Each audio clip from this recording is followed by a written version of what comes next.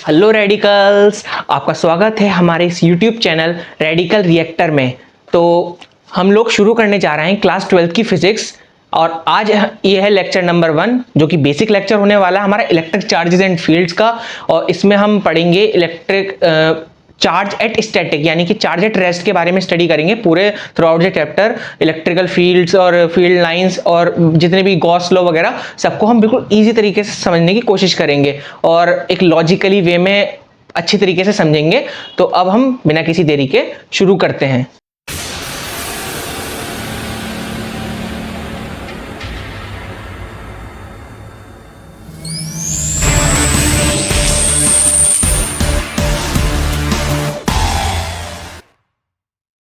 हाँ, तो सबसे पहले हम लोग समझते हैं कि चार्ज क्या होता है आखिर। What is charge?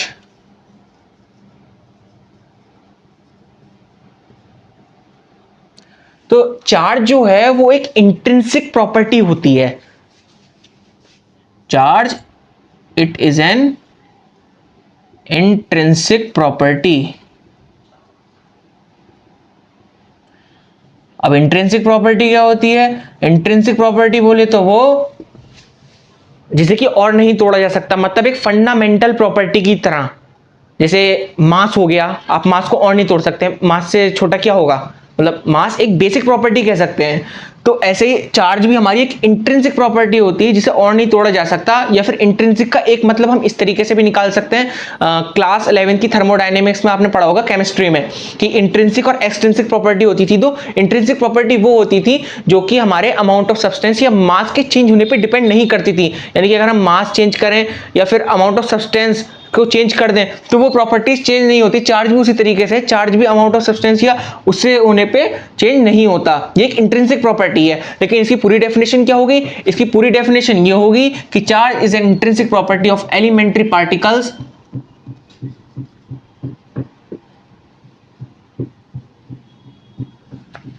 Elementary particles या फंडामेंटिकल पार्टिकल्स जो होते हैं लाइक इलेक्ट्रॉन्स एंड प्रोटॉन्स,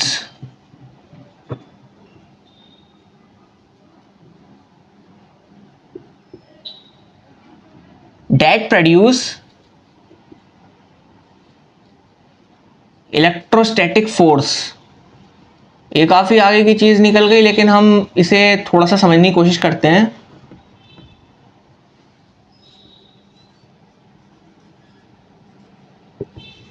यानी कि चार्ज एक इंट्रिंसिक प्रॉपर्टी है उन elementary particles, basic fundamental particles जैसे कि इलेक्ट्रॉन्स और प्रोटॉन्स की, जो हमारा इलेक्ट्रोस्टैटिक फोर्स हमारा प्रोड्यूस करने में जिम्मेदार होती है मेजरली। ठीक है, तो अब ये हम कैसे समझ सकते हैं? सबसे पहले तो हम कुछ फंडामेंटल लॉ समझ लेते हैं। एक फंडामेंटल लॉ होता है, पहले तो ये समझते हैं types of charges. Type of charges दो टाइप के होते हैं, टू टाइप्स। एक होता है पॉजिटिव चार्ज और एक होता है नेगेटिव चार्ज, जिससे कि आप बखूबी वाकिफ होंगे पहले से ही। हम पॉजिटिव को प्लस वी ही करके लिखेंगे और इसको माइनस वी करके लिखेंगे। और अगर हम फंडामेंटल पार्टिकल्स में देखें तो पॉजिटिव चार्ज हमारा प्रोटॉन्स पे पाया जाता है और नेगेटिव चार्ज हमारा इलेक्ट्रॉन्स पे पाया जाता है। तो अब हम और हमारा एक टाइप ऑफ चार्ज हो गया। अब फंडामेंटल लॉ देख लेते हैं। फंडामेंटल लॉ लगता है काफी भारी भरकम होगा पर ये आप ऑलरेडी पहले से जानते हैं। फंडामेंटल लॉ, इसे इलेक्ट्रोस्टैटिक्स का फंडामेंटल लॉ कहा जाता है। फंडामेंटल लॉ जो कि है like charges repel and unlike charges attract.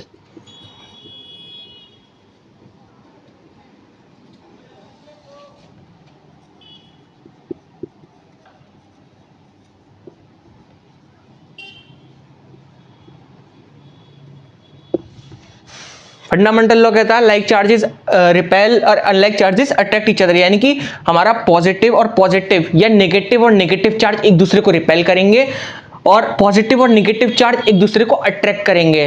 अब लेट्स से एक एटम या फिर हाँ एक एटम ले लीजिए जिसमें हमारा न्यूट्रल एटम, अब हम उसे न्यूट्रल कब बोलेंगे और किस तरीके से बोलेंगे?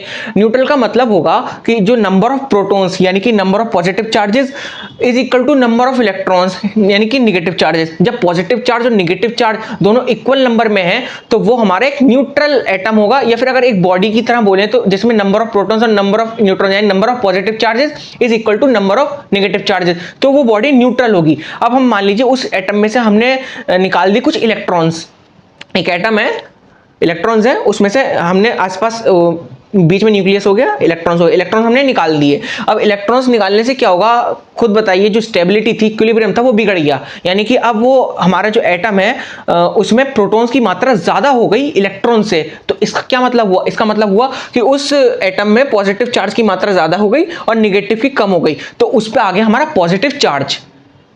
समझ में आया?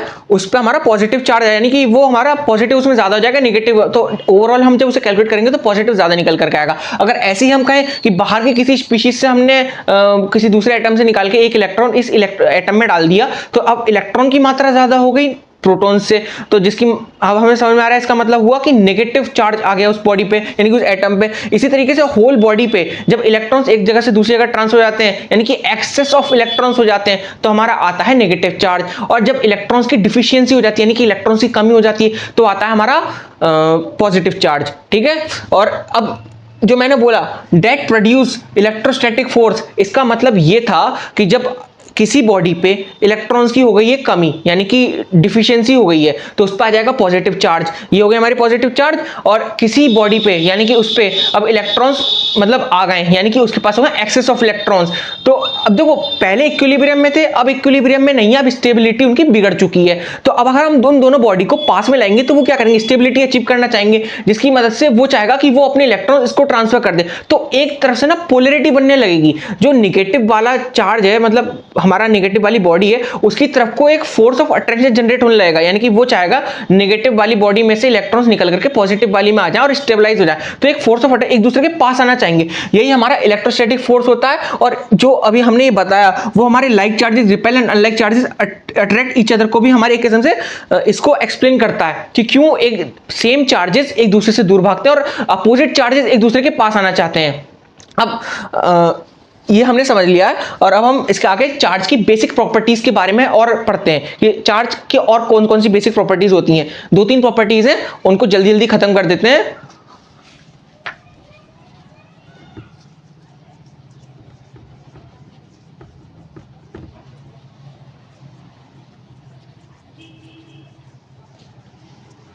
और इसके अलावा हमारा थोड़ा एनसीईआरटी में ये कंडक्टर, इंसुलेटर और सेमीकंडक्टर भी दे रखा है, ज्यादा कुछ नहीं दे रखा है, ये तो आपको पता ही होगा, छठी क्लास की वो है थोड़ी वो साइंस। तो सेमी कंडक्टर क्या होता है, वो बॉडी जो अपने अंदर से चार्ज को फ्लो होने देती है, जैसे कि ह्यूमन बॉडी हो गया और जितने भी मेटल्स वगैरह हो गए। और इंसुलेटर क्या होता है, वो बॉडीज जो अपने अंदर से चार्जेस को फ्लो नहीं होने देती।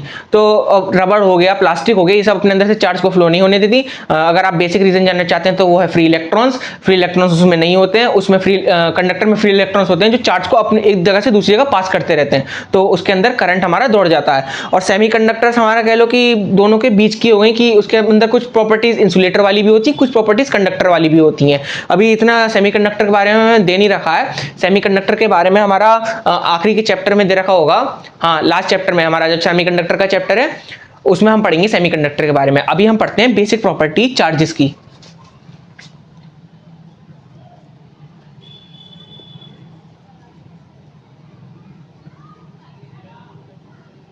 सबसे पहली जो हमारी बेसिक प्रॉपर्टी है चार्ज की, पहली है कंजर्वेशन ऑफ चार्ज। इतनी कोई भारी भरकम नहीं है, ये आप ऑलरेडी पहले से जानते हैं। कंजर्वेशन ऑफ चार्ज क्या होता है, बिल्कुल same as conservation of energy की तरह है। कंजर्वेशन ऑफ चार्ज क्या होगा, यानी कि वही है total number of charge in a system, वो कांस्टेंट होते हैं, यानी कि एक दो डेफिनेशन कह लो इसकी। जैसे एनर्जी की होती है, जैसे energy neither be created nor be destroyed, ऐसे charge neither be created nor be destroyed कह सकते हो। It can only be transfer, यानी कि ट्रांसफर किया जा सकता है, चार्ज ना बनाया जा सकता ना तोड़ा जा सकता। It can neither be created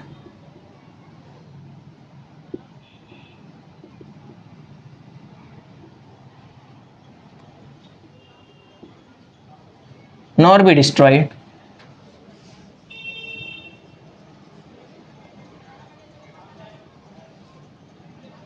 but can be transferred। अब एक इसकी दूसरी डेफिनेशन ये हो जाएगी कि the total charge of an isolated system remain constant.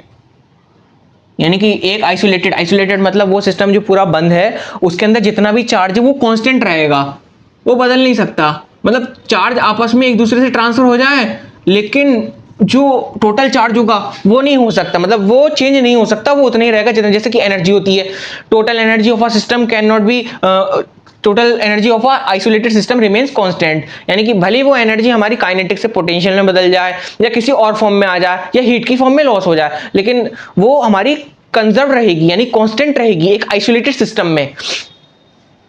तो कंजर्वेशन ऑफ चार्ज बस इतना ही कहता है। ये हमारा पहला फंडामेंटल इसकी प्रॉपर्टी हो गई। अब दूसरी प्रॉपर्टी हमारी करते हैं, आप नोट कर लीजिए।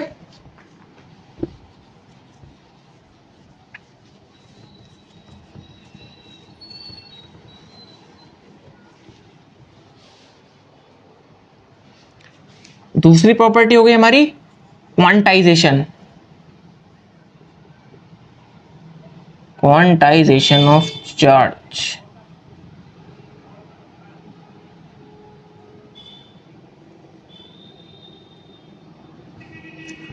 नाम जितना भारी भरकम है, इतनी कोई खतरनाक चीज है नहीं। सिंपल से ये समझिए, क्वांटाइजेशन ऑफ चार्ज का मतलब है कि सबसे पहले तो ये समझिए कि जो चार्ज है हमारा, मैं कहूँ कि सबसे छोटा चार्ज कितना हो सकता है, मतलब मिनिमम चार्ज जो इस दुनिया में एग्जिस्ट कर सकता है।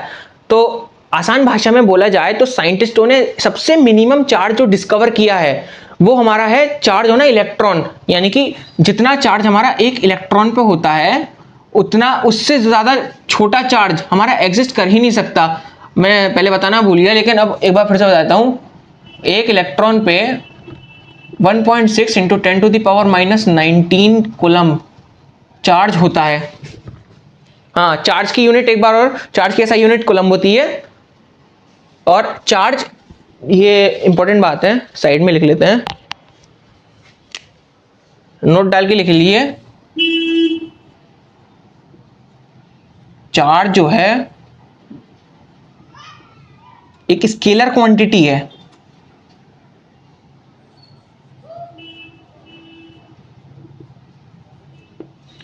चार्ज एक स्केलर क्वांटिटी है, यानी कि इसके पास मैग्नीट्यूड तो है पर डायरेक्शन कोई नहीं है। बिल्कुल मास की तरह, जैसे मास में भी हमारे पास मैग्नीट्यूड होता है पर कोई डायरेक्शन नहीं होता, ऐसी चार्ज है, उसके पास मैग्नीट्यूड है पर डायरेक्शन नहीं है। लेकिन मास और चार्ज में एक डिफरेंस होता है। डिफरेंस ये है कि जो मास है वो से हमेशा पॉजिटिव ही रहेगा, लेकिन चार्ज हमारा नेगेटिव भी हो सकता है। ये इंपॉर्टेंट था, आप इसे नोट कर लें। तो हम कहाँ थे? हम थे क्वांटाइजेशन ऑफ चार्ज पे। एक इलेक्ट्रॉन में हमारे 1.6 इंटू 10⁻⁻19 कूलम इतना चार्ज होता है एक इलेक्ट्रॉन के पास।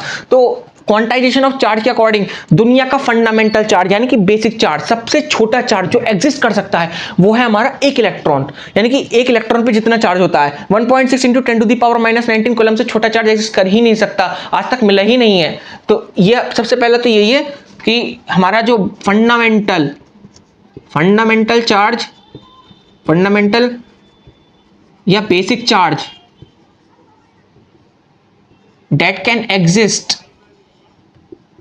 that can exist is charge होना इलेक्ट्रॉन। इलेक्ट्रॉन को हम ई नेगेटिव से शो करेंगे आज से, ठीक है। तो फंडामेंटल या बेसिक चार्ज जो एग्जिस्ट कर सकता है इस दुनिया में वो सिर्फ सबसे छोटा वो एक इलेक्ट्रॉन का चार्ज है, ठीक है। और अब इसी का हमारा दूसरा क्वांटाइजेशन ऑफ चार्ज में जो वो है स्टेटमेंट, वो ये है कि जो चार्ज होता है हमारा किसी भी बॉडी पे, टोटल चार्ज होना बॉडी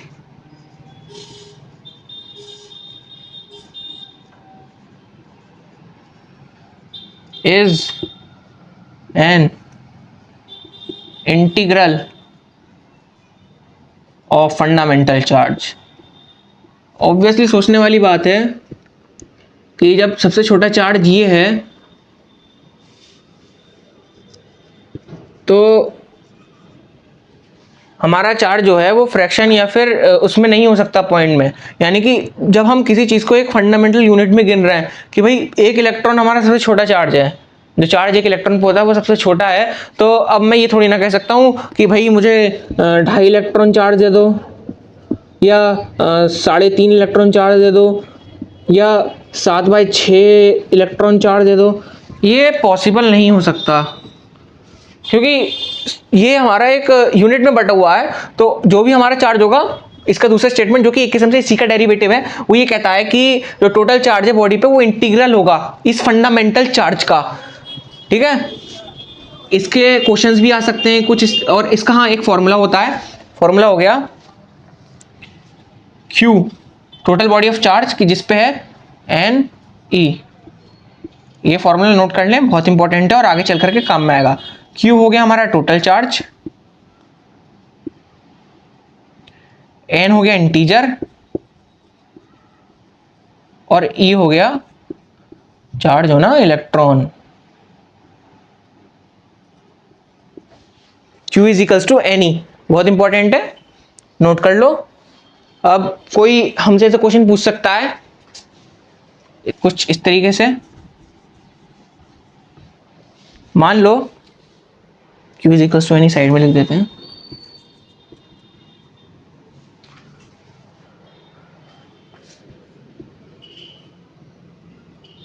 मैं पूछता हूं क्वेश्चन एक कि क्या ये पॉसिबल है कि किसी बॉडी को हम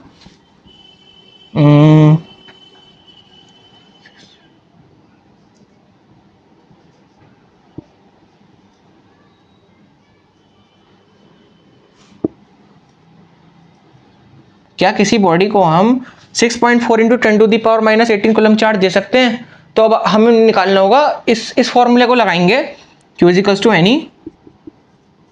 Q हमारा आ गया 6.4, इतना चार्ज है, क्या दिया जा सकता है किसी बॉडी को 10⁻18, और हमें निकालना है N इंटू, हमें पता है E की वैल्यू है 1.6 इंटू 10⁻19 कूलम, तो ये आ जाएगा डिवाइड में 6.4 इंटू 10⁻18 अपॉन 1.6 इंटू 10⁻19 पॉइंट आया 16 4 जा, यानी कि n की वैल्यू हो गई हमारी 40।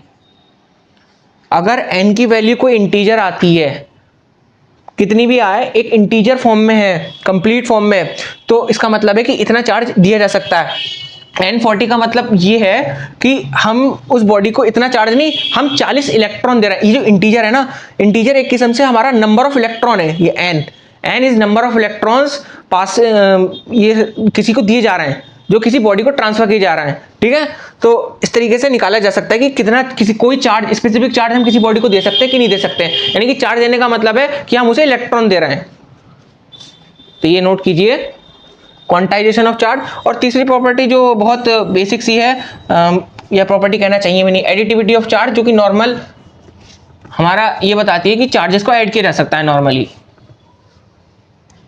तीसरी प्रॉपर्टी है एडिटिविटी ऑफ चार्ज। अगर हमारे पास सिस्टम में हमारे पास चार्ज है, if we have Q1 Q2 Q3 Qn charge, हमारे पास Qn चार्जेस हैं, तो टोटल चार्ज हो जाएंगे Q टोटल हो जाएगा Q1 plus Q2 plus Q3। कुछ था नहीं इसमें बताने लायक, फिर भी सोचा कि बता देते हैं। एडिटिविटी ऑफ चार्जेस,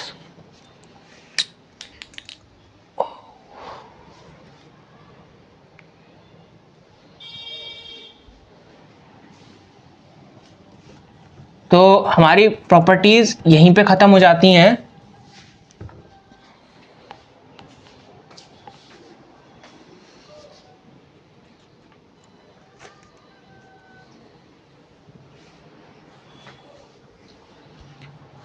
तो आज की वीडियो में हमारा बस इतना ही था। तो अगली वीडियो में हम शुरू करेंगे कूलम्ब्स लॉ और उसके क्वेश्चंस लगाएंगे और उसको बढ़िया तरीके से निपटा देंगे। तो आप पढ़ते रहिए और कोई भी डाउट हो तो कमेंट सेक्शन में आप ड्रॉप कर सकते हैं। Thanks for watching.